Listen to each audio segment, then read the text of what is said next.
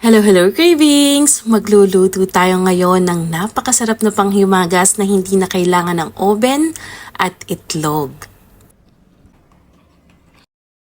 Kailangan natin dito ng evaporated milk, yung malaking lata. Maglalagay din ako dito ng ube condensed milk. Hanggat kaya nating saidin yung nasa lata ay saidin natin dahil sayang yon. Maglalagay din tayo dito ng harina, ng baking powder, konting asin lamang. Magdadagdag din tayo dito ng cream style corn or pwede naman kayo ditong gumamit yung corn kernel lamang. Ang ingredients po natin, ilalagay po natin sa last part ng ating video. Dahil nakukulangan ako sa kulay, magdadagdag ako dito ng ube flavor.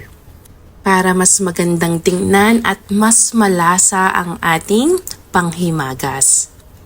Gagamit naman tayo dito ng old bread na, mga 10 days old bread na ang aking gagamitin dito, galing ito sa rep. Pwede po tayong gumamit ng kahit na anong plain bread basta walang palaman at yung okay na okay pa. Gagamit ako dito ng mga 5 to 8 slices ng bread. Dahil 5 lang yung natira, so 5 lang yung gagamitin natin. Pero pwede po tayong gumamit hanggang 8 piraso ng sliced bread. Iiwanan natin to for 30 minutes para ma-soak at mas lumambot pa yung ating mga tinapay. After ng 30 minutes, malambot na yung ating tinapay. Pwede na natin itong ilipat sa kahit na anong gusto nyong mold. Pero mas okay po dito kung gagamit po tayo at lalo na at kung first time nyo itong lutuin, gamit po tayo dito ng lanera.